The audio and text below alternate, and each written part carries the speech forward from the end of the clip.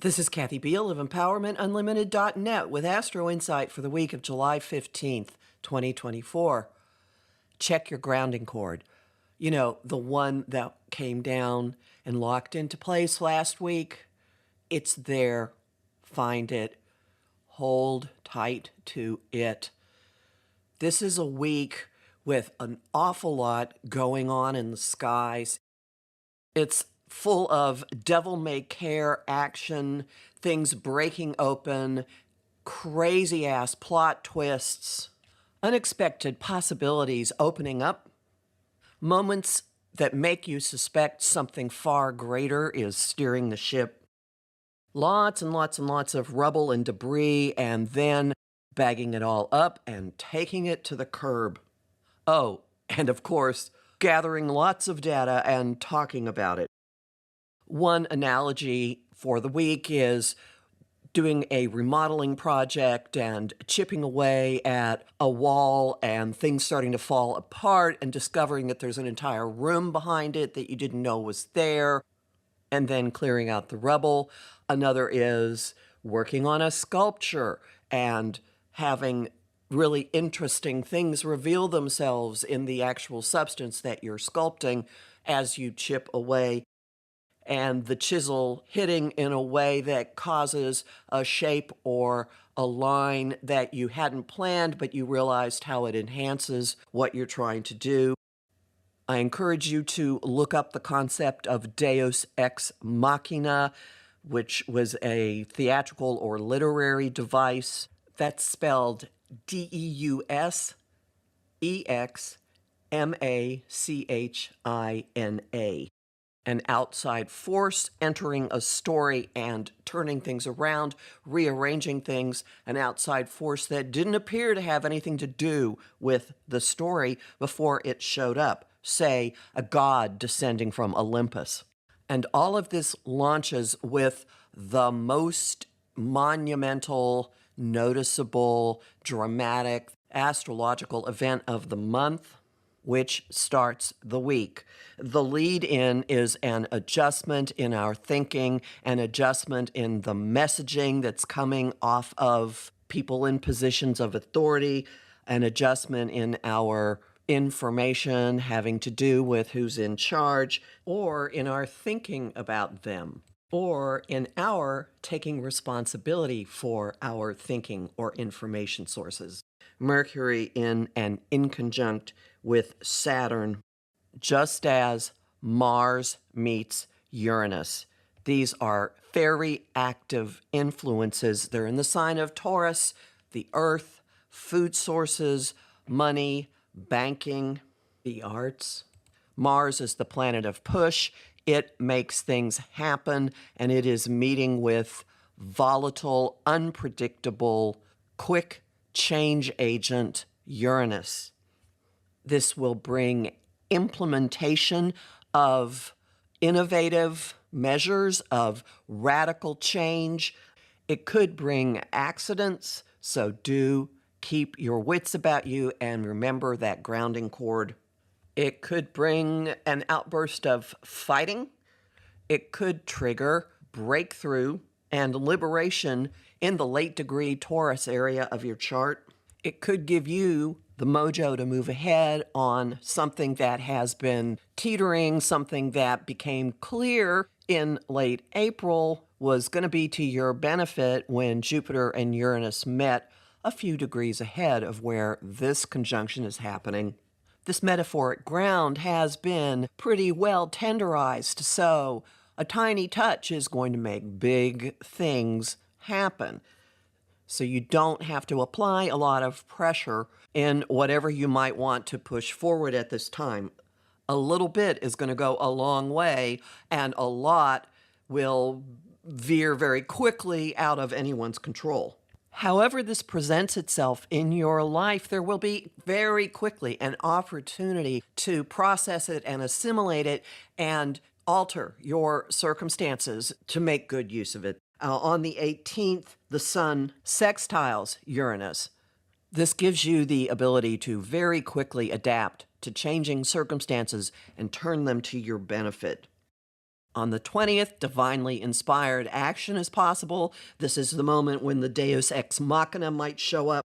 Mars makes a sextile or an opportunity aspect to Neptune on the 20th on his way out of the sign of Taurus. Look for the kind action, the action that is in line with your spiritual precepts, the forgiving action. This could actually even be handing a situation over and seeing what transpires. Unfortunately, Neptune being in Pisces, there is also the possibility of encountering someone using this sextile to try to put one over all of us.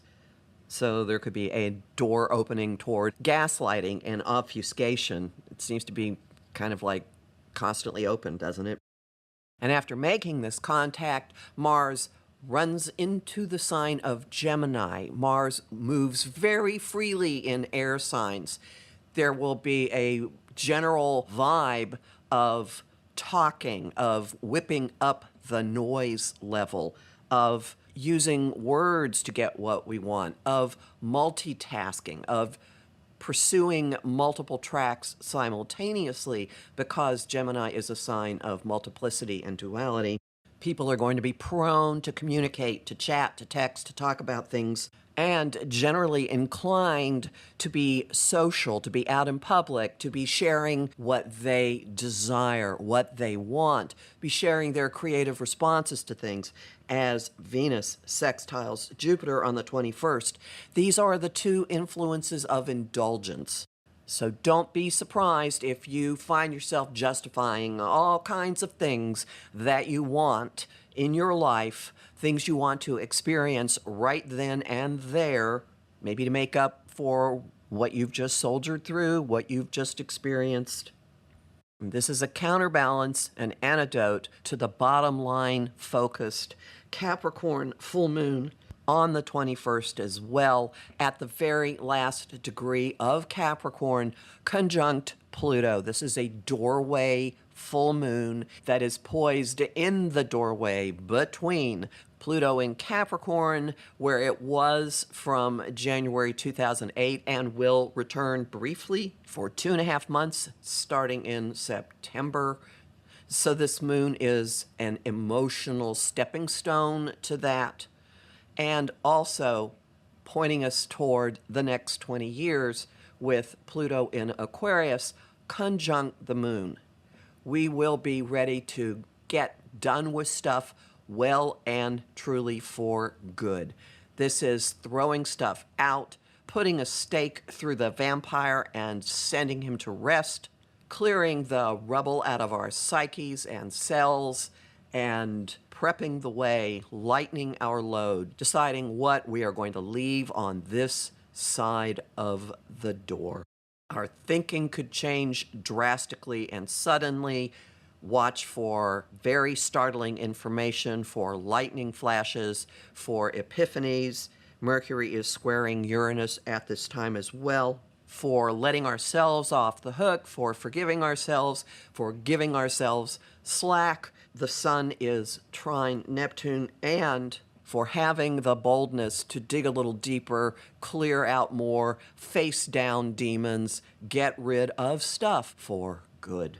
Cleaning out the closet physically and metaphorically, and just going for broke. Not just throwing things out that we know for certain are broken, that we know for certain we no longer need, but erring on the side of, nope, you're going. Hang on to your grounding cord. The end of the ride this week could actually be exhilarating. Homing thought of the week. It's okay to be done with it. Song of the week, Travelin' Light by Dierks Bentley, and I encourage cranking this one up. And a follow-up one, Every Day by Bon Jovi.